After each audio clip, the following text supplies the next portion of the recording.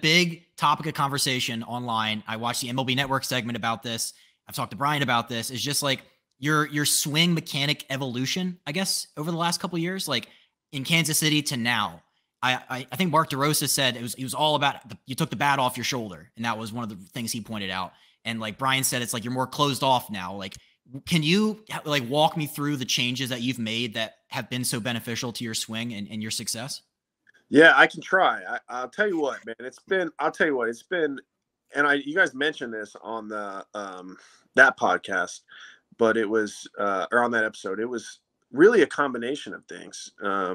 Combination of like taking something from every hitting coaches that I've had over the last few years, just trying to learn, and then ultimately getting an opportunity to like test it out consistently, which is the Orioles gave me a great opportunity this year to play. And but yeah, the bat on the shoulder thing, when my bat went from here to here, let me get it here, from here to here to start, that was an Orioles thing. That was Ryan Fuller, Kobayashi, and Borg Schulte. It was because I think my first like month or so with the O's this year, I was still kind of resting it on my shoulder, which I had done for so long. And I was hitting decent. I think I was hitting like 260, and they brought it to me and they were like, hey, what if we made this move? And I was kind of like, well, I'm doing better than I ever have, but I decided to trust them on it, and it obviously paid off. But so that the point of that was that my upper body and my hands and bat my torso had all been kind of like glued together. So like I would like lean back, and then like if it was middle away, like I'm hammering it. But I didn't have very good adjustability to like move my adjust to a pitch down and in, like get on top of the pitch. I wasn't using my ability to like adjust things. I was just kind of glued up here.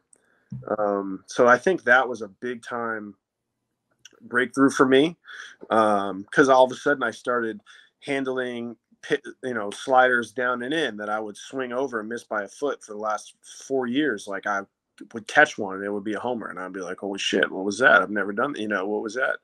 Or a fastball up, being able to get on top of the fastball up and hit it for, backspin a ball in the gap. Things I was hitting balls that I had not hit in those locations ever.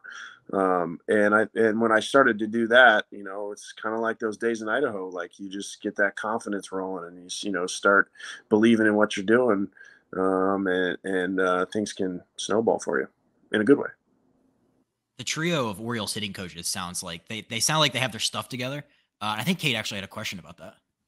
Yeah, just trying to digest like all of the different, responses that you get from hitting coaches throughout the years, especially being more of like a veteran presence. How do you kind of pick and choose what exactly you should focus on? Or is it just like a bunch of trial and error in the box? It's something that you work on in practice and then implement in the game?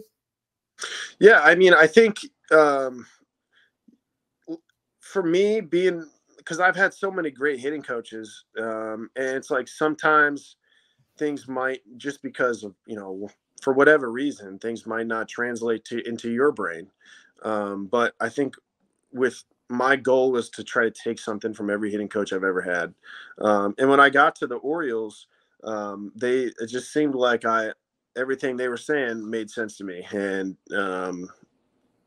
they had so many great ideas and so many, they just gave me examples of why we were doing this and how it could potentially help me out. And then, you watch them work with Gunnar and Adley and Tander and all these guys that are, smashing baseball, SETI, like all these studs. And I'm like, well, let's work for these guys. Like, maybe I should buy in.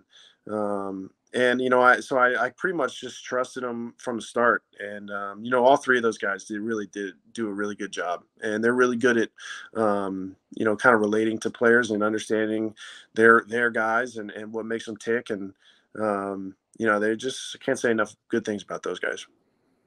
I mean, it clearly worked out for you extremely well this year. Can you think of like a specific moment where it just like a light bulb went off in your brain, or like it clicked at the plate and you just felt really comfortable in like a good groove?